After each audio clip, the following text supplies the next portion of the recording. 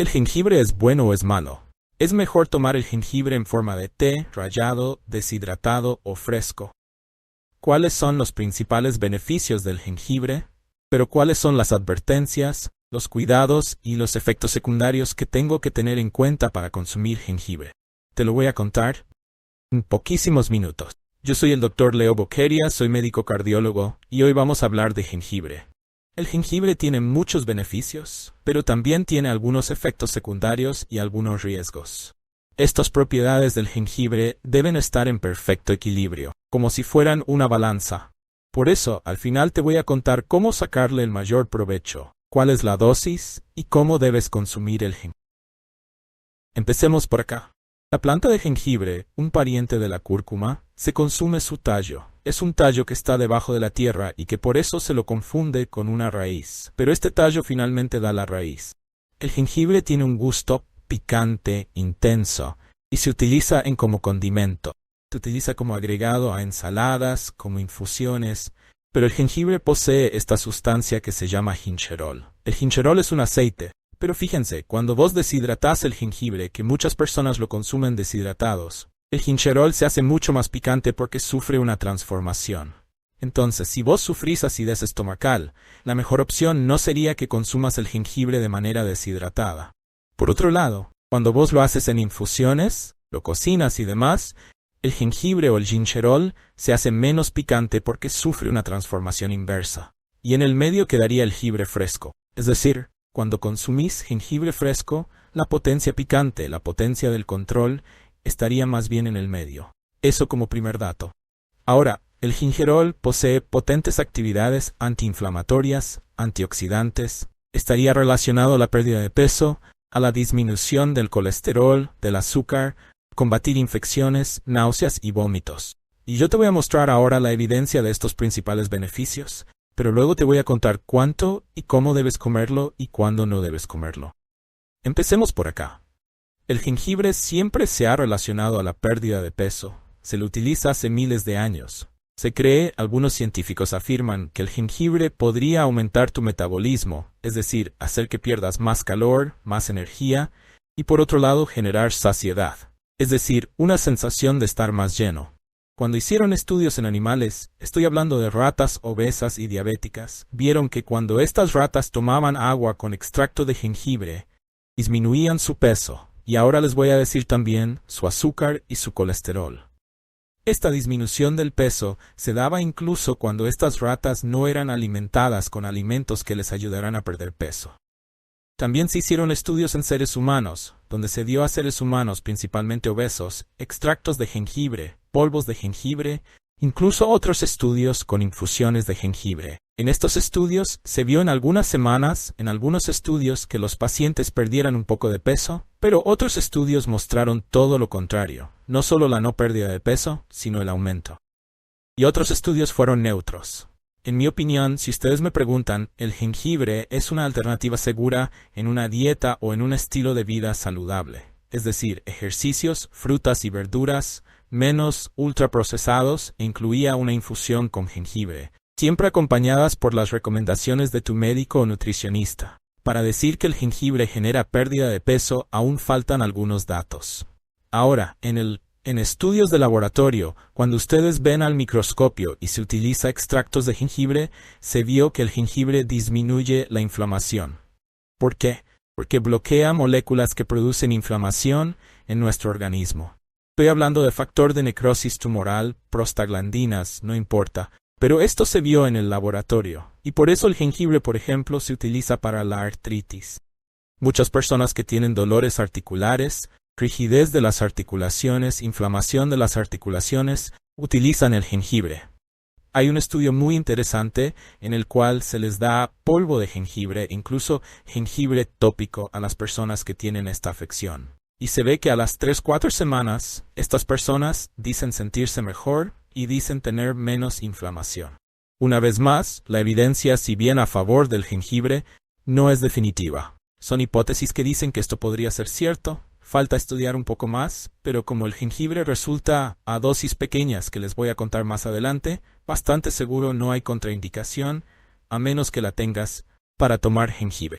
La otra, El otro uso del jengibre es a nivel tópico, a nivel de la piel. Ustedes saben que el jengibre y el gingerol tienen gran cantidad de antioxidantes, entre otras vitaminas, etc. Estos antioxidantes tienen que ver, ustedes saben que las células envejecen. Uno de los mecanismos por los cuales una célula envejece es la oxidación y el daño del ADN. Si nosotros consumimos sustancias antioxidantes, como hablamos en otras clases, como el café, el té verde, la sopa de pollo, etc., vamos a disminuir la oxidación de nuestras células y disminuir el envejecimiento celular. Esto se ha utilizado, por ejemplo, el aceite de jengibre o el extracto de jengibre para tratamientos en la piel. Realmente es un uso muy interesante, pero yo que soy cardiólogo, les digo, para mí el dato más importante está acá. Cuando le dieron a ratas diabéticas y con el colesterol alto agua con jengibre, vieron una notable disminución del colesterol y del azúcar. Pero también lo hicieron en humanos. Le dieron a humanos diabéticos, es decir, con el azúcar alta, jengibre en polvo o en infusiones, pero dosis altas, estamos hablando de más de 2 a 3 gramos. Enseguida te voy a contar cuánto es eso. Le dieron más o menos por 4 a 8 semanas. Y vieron que había una disminución del azúcar. E incluso hay una molécula que de cuánto es el azúcar promedio en los últimos 2 a 3 meses en nuestro organismo. Se llama hemoglobina glicosilada. En estos estudios se vio que disminuyó la glucemia en ayunos, es decir, el azúcar en ayuno, en estas personas, pero también la hemoglobina glicosilada. La pregunta ¿es realmente efectivo el jengibre para disminuir y para ayudar en el tratamiento de la diabetes? La verdad es que en este momento no tenemos evidencias suficientes, pero a mí, como cardiólogo, el dato me parece realmente alentador, porque los estudios en general van para la misma dirección. Pero faltan estudios un poco más grandes, y esto no lo digo yo, lo dicen los investigadores, para afirmar esto. Por ahora es una hipótesis bastante probable, y resulta bastante atractivo estudiar un poco más esto. Lo mismo pasó con el colesterol. Fíjense, hay varios tipos de colesterol en nuestra sangre.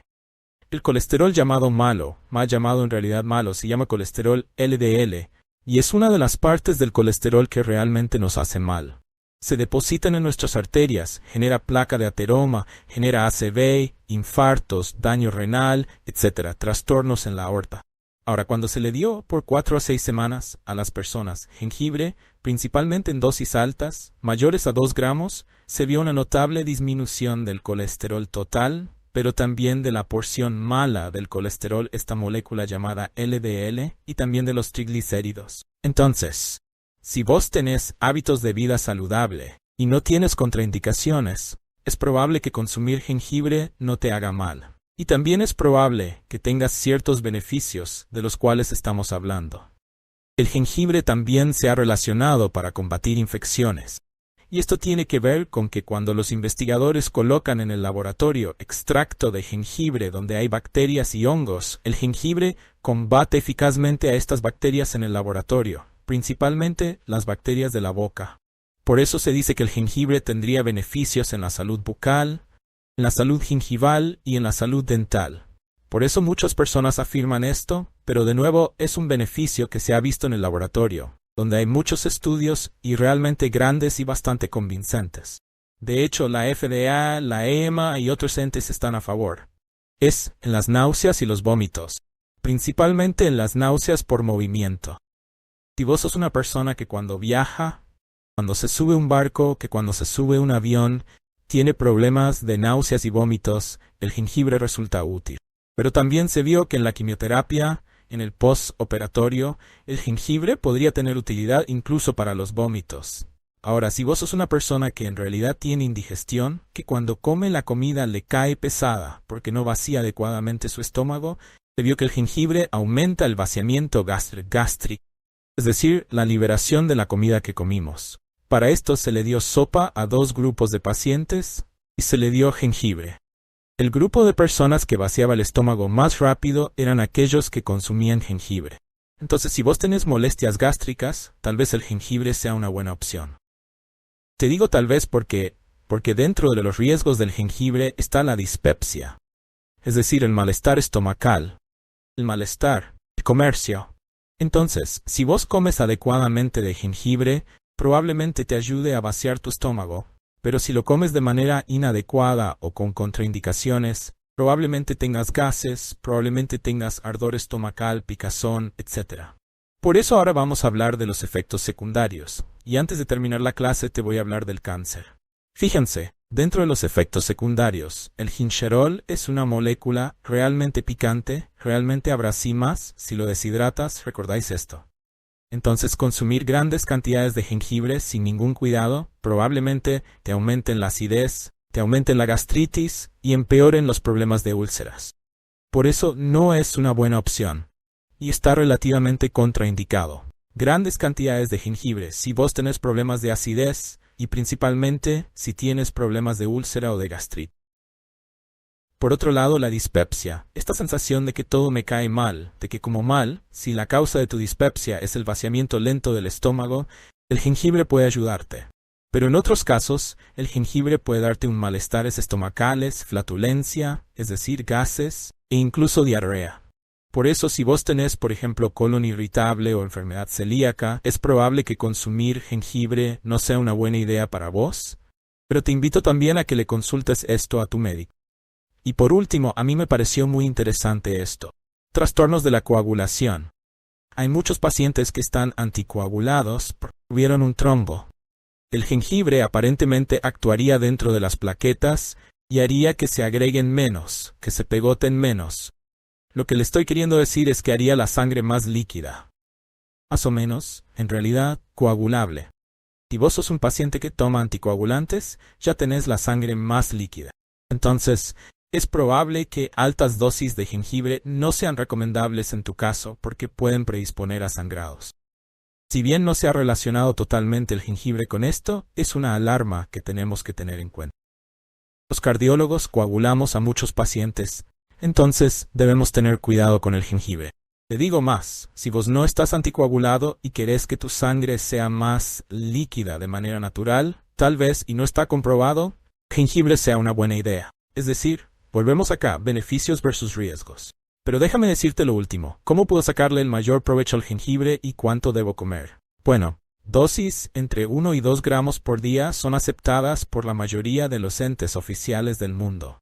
Por ejemplo, una dosis de 1 gramo sería media cucharadita de té en polvo en infusión, y más o menos entre 1 y 2 tazas, es decir, se hierve eso, se hacen 2 tazas o una cucharadita de jengibre rallado, preparado o hervido, 15 minutos en una taza y tomado como infusión, entre 1 a 2 tazas por día. Eso es lo que se acepta. Pero también existen las cápsulas de jengibre. Y recordar una cosa, si vos tenés problemas gástricos suaves, la mejor opción no es el jengibre deshidratado. Que recordad, el gingerol se transforma en una sustancia más potente, más picante. En cambio, si vos sos una persona que tiene problemas gástricos, tal vez cocinar el jengibre, tomarlos en infusiones, permite que el gingerol disminuya sus poderes y sea menos picante.